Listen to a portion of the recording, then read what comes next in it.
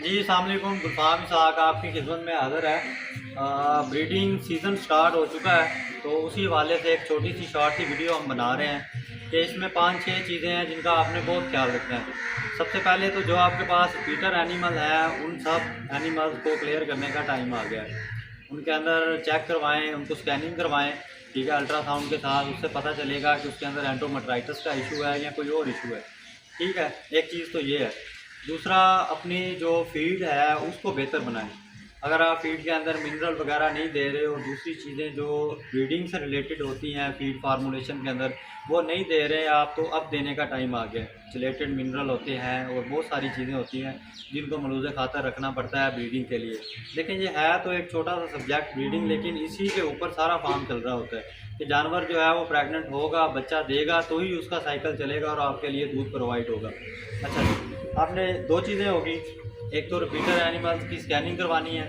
Number दो, आपके farm के ऊपर जो फीड फार्मूलेशन है उसको एनालाइज करवाएं कि वो जो है वो प्रॉपर डाइट प्लान के साथ चल रही है, उसका ब्रीडिंग के ऊपर जो है वो अच्छा इम्पैक्ट पड़ेगा। तीसरी चीज़ जो आपने देखनी है कि जो आपके पास एनिमल काव करके आता है उसका प्रोटोकॉल बनाएं। उसके 3 फ्रेश चेक रखें, 7वें दिन उसको चेक करें। अगर उस एनिमल ने प्लेसेंटा जो है वो पैक किया है, इट्स मीन कि आपका जो क्लोजअप है वो अच्छा चल रहा है। अगर उसका अडर अच्छा बन रहा है, उसने प्लेसेंटा पैंकी है, वो जानवर अच्छा बिहेव कर रहा है, तो इट्स मीन आपका क्लोजअप अच्छा है। सबसे पहले क्लोजअप का ख्याल रखना है आपने।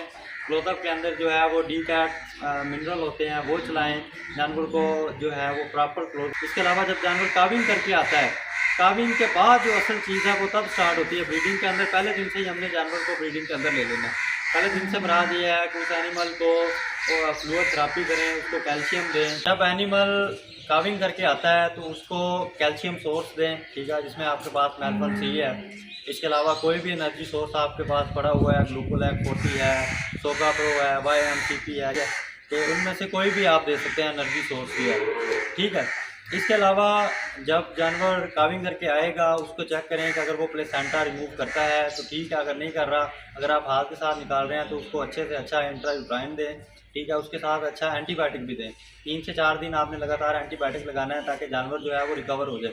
अच्छा, इसके बाद अगर जानवर ने प्लेसेंटा फेंक दी है नॉर्मल तरीके के साथ, तो उसको 7वें दिन दोबारा चेक करें। उसके अंदर अगर किसी भी तरह की पस है, पायोमेट्रा है या एंडोमेट्राइटिस का कोई भी चांस आपको नज़र आता है, कुछ पस वगैरह आ रही है बैक रैगिंग करने के ऊपर, तो उसको आप इंट्रायूट्राइन करें। इंट्रायूट्राइन में आपके पास एंटीबायोटिक में ऑक्सी है, फेट्रोक्सीमेन टैबलेट्स हैं, जेंटा है, पेंसिलिन है। 7वें दिन अपने एनिमल को चेक किया, अगर उसके अंदर पस वगैरह आ रही है तो आप उसको इंट्रायूट्राइन करेंगे। फिर उसके बाद 14वें दिन चेक करेंगे, ठीक है। इसको हम फ्रेश चेक 2 का नाम देंगे। इसके अंदर भी सेम यही आपने क्राइटेरिया रखना है। जिस एनिमल को पस वगैरह आ रही है तो उसको इंट्रायूट्राइन करेंगे। जो एनिमल क्लियर है उसको आपने मेडिसिन नहीं रखनी, ठीक है। साथ में जो है आप 21वें दिन दोबारा चेक करेंगे, फ्रेश चेक 3, या 21 से 25 दिन के दरमियान फ्रेश चेक 3 हो जाएगा। सेम इसी तरह जिस एनिमल में बायोमेट्रा का इशू है, सीवियर मेट्राइटिस है, उसको हर रोज़ आप इंट्रायूट्राइन करेंगे, या फिर एक दिन छोड़ के एक दिन, साथ में कोई अच्छा एंटीबायोटिक लगाएंगे। 30 दिन से पहले पहले अपना जानवर जो है वो क्लियर करें। उसके बाद आप जब 45 दिन आते हैं, 45 दिन के बाद उसको आप प्रोटोकॉल में ले लेंगे। प्रोटोकॉल में आपने जो भी हार्मोन आप यूज़ कर रहे हैं, जो आपके फार्म के ऊपर सूटेबल है, वो यूज़ करें। इसके साथ हम जानवरों को मल्टीविटामिन भी देते हैं, जिसमें आपके पास जो ये यूज़ कर रही है एडी3 के बाद वीसेल है, ठीक है। इसके अलावा हमारे पास डलमा बटाल है। ये तीनों चीज़ें हमने प्रोटोकॉल्स के अंदर ऐड की हुई हैं। इनका ये सपोर्टिव के तौर पे यूज़ होंगी, इनके बहुत ज़्यादा फ़ायदे हैं, ठीक है। आपने 4 चीज़ें होगी आपके पास। इसके अलावा जब सीज़न स्टार्ट होगा तो आपने एक चीज़ और ख्याल रखनी है कि सीमन सिलेक्शन, जितनी अच्छी सीमन की सिलेक्शन होगी उतना ही फ़ायदेमंद आपकी ब्रीडिंग रहेगी, ठीक हो गया। आपने ये चीज़ का ख्याल रखना है कि आपके पास जो सीमन आ रहा है वो अच्छे सोर्स से आना चाहिए। उसका कासा करवाएं, अगर आपका दिल उसके ऊपर मुतमईन है तो उसको यूज़ करें। अच्छा, इसके अलावा आपने एक और चीज़ का ख्याल रखना है, रिपीट ब्रीडिंग। आपके फार्म के ऊपर जो है अल्ट्रासाउंड की सहूलत मौजूद होनी चाहिए। अगर नहीं है तो बाहर से कोई बंदा अरेंज करें, उसको चेक करवाएं एनिमल्स को। सारे एनिमल्स जब आपके एक बार स्कैनिंग हो जाएंगे तो आपको पता चल जाएगा कि हमारे एनिमल्स के अंदर का क्या इशू आ रहा है। इशू को फाइंड आउट करें और इसी हवाले से उस जानवर का ट्रीटमेंट करें और अपनी ब्रीडिंग को आसान बनाएं। लास्ट और मेन पॉइंट कि हमारे पास फार्म के ऊपर एक अच्छा इंसेमिनेटर होना चाहिए। जो जिसको ये पता हो कि जानवर किस टाइम हीट में आया है, जो जिसके पास पूरी एनिमल की हिस्ट्री होनी चाहिए।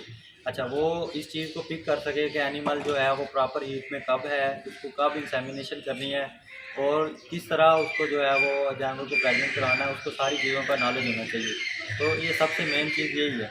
उम्मीद है कि आपको वीडियो पसंद आई होगी। मिलेंगे इसी तरह की वीडियो में, तब तक के लिए हमें ज़्यादा दीजिए। फ़ी में।